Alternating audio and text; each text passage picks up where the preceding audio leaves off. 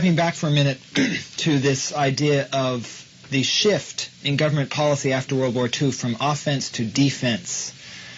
You spoke on page 126 to 127 about this in terms of the positive action that war, the idea of war, had held in the past. Quoting from the book here, you write, "What began perhaps as an honest effort to alert this country to the fact that the Soviet government did in fact have the potential to unleash the secrets of the atom, and thus to build atomic bombs, gradually became a powerful tool in the hands of the irresponsible and the agitators.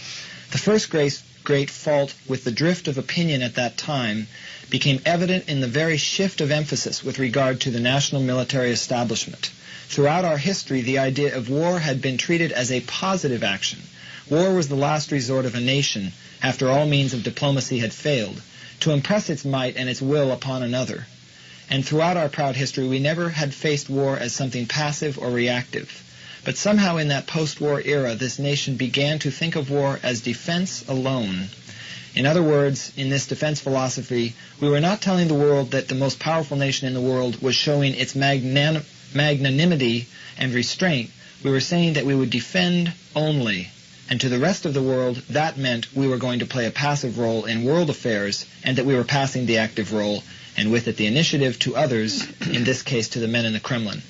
We not only said this as we disestablished our traditional War Department, but we have done it throughout the intervening 25 years by developing the capability to search out the action of an enemy and then by responding.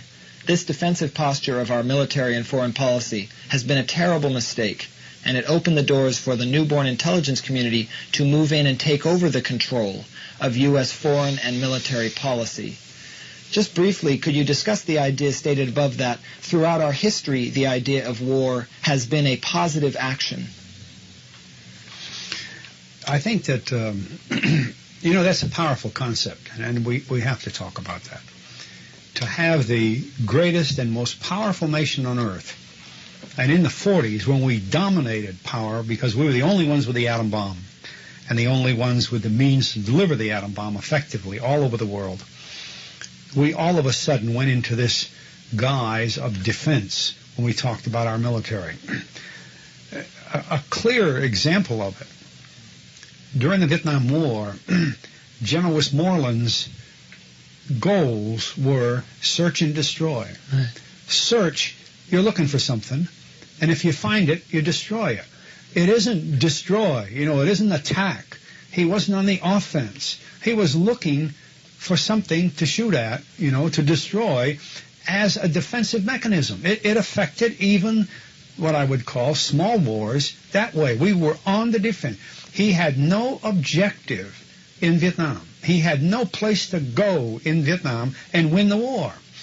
I've said in earlier elements of this discussion with you that the first officer I reported to the first day of my military duty sometime in July 1941 happened to be a captain named Creighton W. Abrams, who became Chief of Staff of the Army and head of our forces in Vietnam after Westmoreland.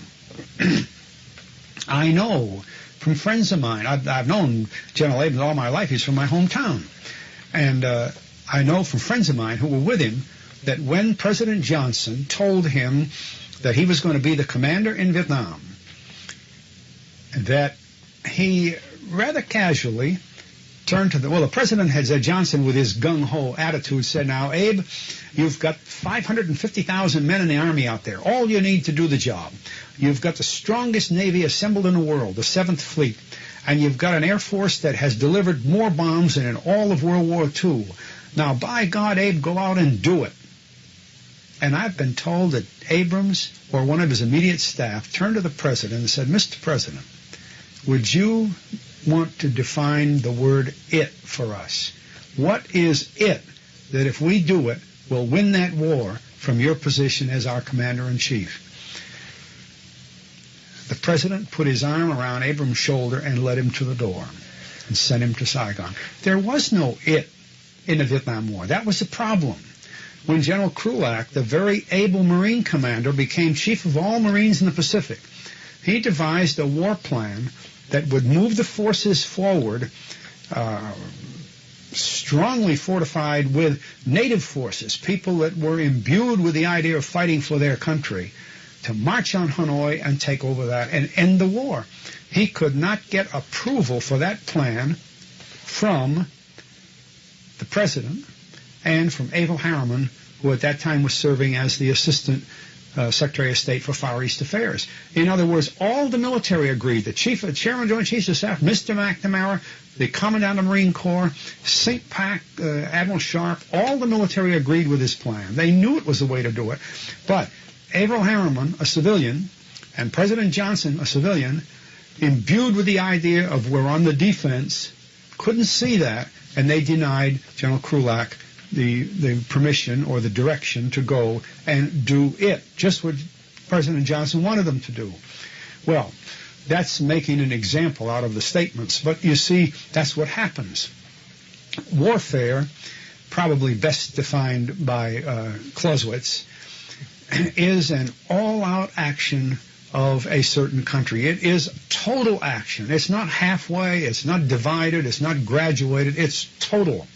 Well, you can't make total defense. You have to make total offense, even if you're in a defensive position. If you're in a siege in a fort, you'll be thinking about offense because you're thinking of getting out of there. You're going to die if you stay there, you see.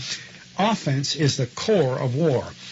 Clausewitz lists 9 principles of war that have been the same ever since men were throwing stones at each other on up to atom bombs. The primary principle of war is the objective. If you don't know what you're doing, you got no business going to war. That is the antithesis of the idea of having a Department of Defense. And this is very important for our country. We don't know why we have a military. In fact, when President Reagan spoke about having weapons in space, he called it the Strategic Defense Initiative, putting 2 opposite words together, the initiative and the defense. Defense initiative. The words don't even go together. You know, it's like having a cat dog or something, you know. You can't do it. Well, this is how bad the thinking about warfare has become in this country.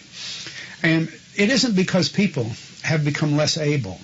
It's because they are unable to assimilate the power and the threat of nuclear weapons. And today, the power and the threat of the biological weapons such as AIDS. AIDS is a weapon, and don't forget it. It was developed by the Defense Department, and it's a weapon. And people need to know that, and they should never forget it. It is a biological weapon created by the Defense Department, funded by Congress. That's all a matter of record. It is not a disease that came out of some cellar somewhere by mistake. So, and this is why people don't know how to assimilate the idea of warfare. They don't know what to do with hydrogen bombs that can erase a whole city in seconds. And they don't know what to do with AIDS as a weapon. It gets away and they can't stop it. Well, that's the basic problem we're having today when we talk about warfare. We have forgotten how war is waged. And defense is not the way to wage a war. How would you